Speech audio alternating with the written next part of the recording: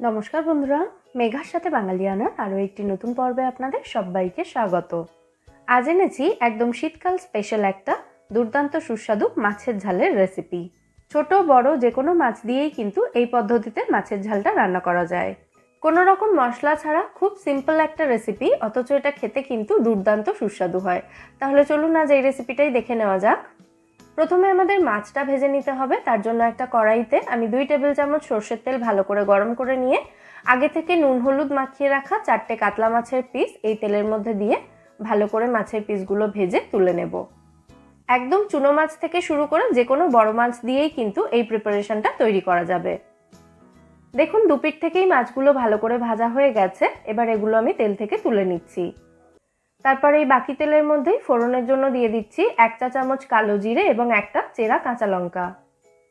ফোড়নটাকে 15-20 second মতো ভেজে নিয়ে তারপর এর মধ্যে দিয়ে দিচ্ছি একটা বড় সাইজের পেঁয়াজ কুচি। পেঁয়াজটা একদম ঝিরিঝিরি করে আমি কুচিয়ে নিয়েছি। পেঁয়াজের কালারটা চেঞ্জ হওয়া পর্যন্ত পেঁয়াজটাকেও ভালো করে ভেজে নিতে হবে। দেখুন পেঁয়াজটা ভালো করে ভাজা হয়ে গেছে। এরপর এর মধ্যে দিয়ে দিচ্ছি আমি একটা বড় সাইজের টমেটো কুচি। এই রান্নার স্বাদটা একটু টকঝাল টাইপের হবে, তাই টমেটোটা একটু বেশি পরিমাণেই দিতে হবে। এরপর এর মধ্যে দিয়ে দিচ্ছি স্বাদ মতো নুন, 1/2 চা চামচ হলুদ গুঁড়ো এবং স্বাদ মতো লঙ্কা গুঁড়ো। লঙ্কা গুঁড়োটা চাইলে আপনারা স্কিপও করতে পারেন। তারপর সমস্ত উপকরণ একসাথে ভালো করে মিশিয়ে নিচ্ছি। এবার গ্যাসের ফ্লেমটা লো রেখে কড়াইটাকে ঢাকা দিয়ে টমেটোটা নরম হয়ে যাওয়া পর্যন্ত মশলাটাকে একটু কষিয়ে নিতে হবে। 2-3 মিনিট মতো কষিয়ে নিলেই হবে। লো ফ্লেমে রেখে কড়াইটাকে ঢাকা দিয়ে দিয়ে মশলাটাকে আমি 2-3 মিনিট মতো কষিয়ে নিয়েছি। এখন দেখুন টমেটোটা কিন্তু সুন্দরভাবে নরম হয়ে গেছে এবং মশলাটাও এখন ভালো মতো কষানো হয়ে গেছে। এবার আমি এর মধ্যে দিয়ে দিচ্ছি গ্রেভির জন্য পরিমাণ মতো জল। ভালো করে মিশিয়ে দিচ্ছি। দেখুন গ্রেভিটা ফুটতে শুরু করেছে। এরপর এর মধ্যে ভেজে রাখা মাছের পিসগুলো আমি দিয়ে দিচ্ছি, আর সাথেই দিয়ে দেব স্বাদ মতো চেরা কাঁচা লঙ্কা।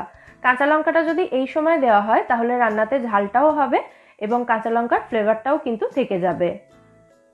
এবার কড়াইটাকে ঢাকা দিয়ে লো ফ্লেমে রেখে 4-5 মিনিট মতো এটাকে রান্না হতে দিতে হবে, যাতে মাছগুলো ভালোভাবে সেদ্ধ হয়ে যায়। তারপর ঢাকনা খুলে বেশ খানিকটা ধনেপাতা কুচি ছড়িয়ে দিতে হবে। ভালো করে মিশিয়ে দিচ্ছি ধনেপাতা কুচিটা। আমাদের মাছের ঝাল কিন্তু এখানে একদম রেডি। এবার গ্যাসের ফ্লেমটা অফ করে দিয়ে কড়াইটাকে ঢাকা দিয়ে কিছুক্ষণ এটাকে স্ট্যান্ডিং টাইমে রেখে তারপর সার্ভ করতে হবে। যারা কখনো এইভাবে মাছের ঝাল রান্না করেননি তারা অন্তত একবার এই রেসিপিটা ট্রাই করুন। গরম ভাতের সাথে শুধু এই একটা পদ থাকলেই কিন্তু সমস্ত ভাত এটা দিয়েই খাওয়া হয়ে যাবে, আর অন্য কিচ্ছু লাগবে না। অবশ্যই রেসিপিটা ট্রাই করে আমায় জানাবেন এই রেসিপিটা আপনাদের কেমন লাগলো। রেসিপি ভালো লাগলে ভিডিওটাকে বরাবরের মতো একটা লাইক এবং শেয়ার করার অনুরোধ রইল। ফিরে আসবো নতুন কোনো রেসিপি নিয়ে। সবাই সুস্থ থাকবেন, ভালো থাকবেন এবং সবাইকে খুব ভালো রাখবেন।